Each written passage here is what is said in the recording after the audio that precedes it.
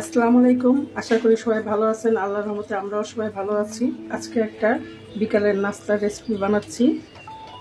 চুলাটা ধরাই নিলাম, নামটা পরে বলবো। কড়াইতে তেল দিয়ে দিলাম, তেলটা একটু গরম হোক। আমি এখানে সব উপকরণ রাখছি: কাঁচামরিচ, কালো জিরা, জিরা, তিল, আরও লাগবে চিলি ফ্লেক্স, লবণ। এখন এগুলো সব একসাথে দিয়ে দিলাম, দিয়ে ভেজে নিব।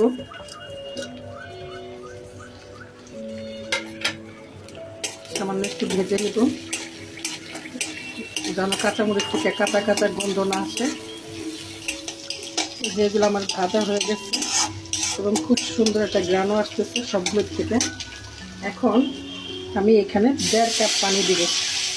আমি তো সরষের তেল ইউজ করেছি, আপনারা ইচ্ছা করলে সয়াবিন তেল, বাটার এগুলো ইউজ করতে পারেন।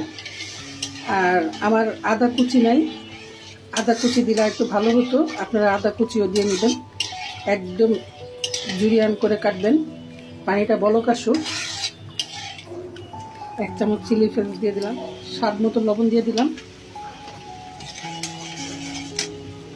এই যে 1 বাটি সুজি দিয়ে দিলাম। এখন এটা নেড়ে নেব।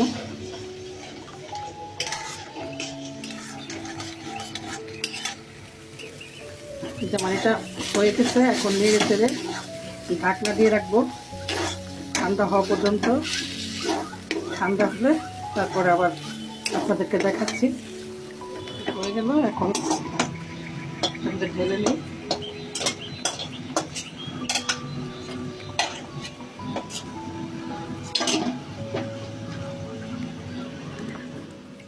আলু দিয়ে দিলাম, এটা আমি সিদ্ধ করে রেখেছিলাম, সিদ্ধ করে ম্যাশ করে রেখেছি।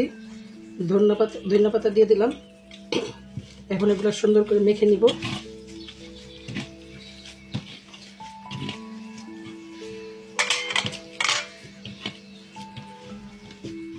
এবং 2 চামচ কর্নফ্লাওয়ার দিয়ে দেব।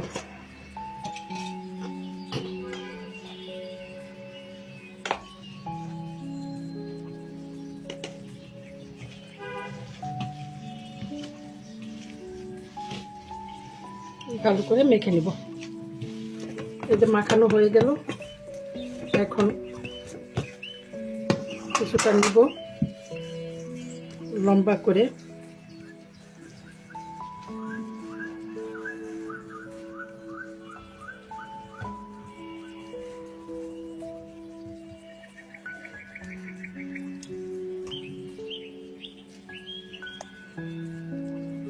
এরকম করে কেটে নিব।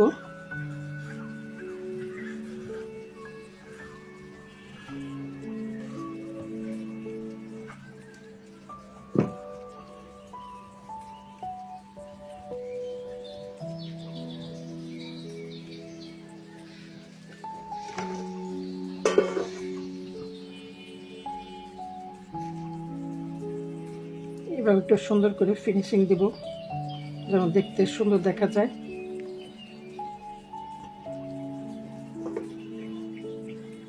এই যে আমার এগুলা সব রেডি হয়ে গেছে। আমার এটা হলো সুজির বাইটস। এখন এটা কর্নফ্লাওয়ার দিয়ে 10 মিনিট ফ্রিজে রেখে দিব। উপর দিয়ে কর্নফ্লাওয়ার ছিটিয়ে রেখে দেব 10 মিনিট।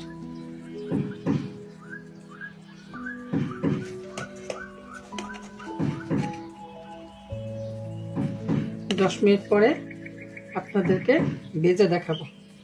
10 মিনিট পরে সুজির বাইটসগুলি বের করলাম। এখন এটা ভেজে নিই। কড়াইতে তেল দিয়ে দিচ্ছি।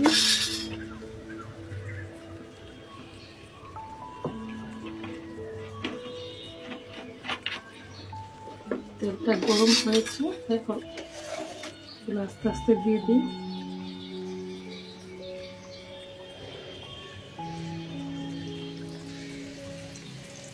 এক সাইড হয়েছে, এগুলো একটু উল্টায় দিই। এগুলো মচমচা হবে, ক্রিস্পি হবে এবং লাল লাল করে ভাজা হবে। নিচে কত সুন্দর লাল হয়েছে, মুচমুচা করে ভাজা হয়েছে। উঠাই নিলাম। এখন আরেকটা দিয়ে দিচ্ছি।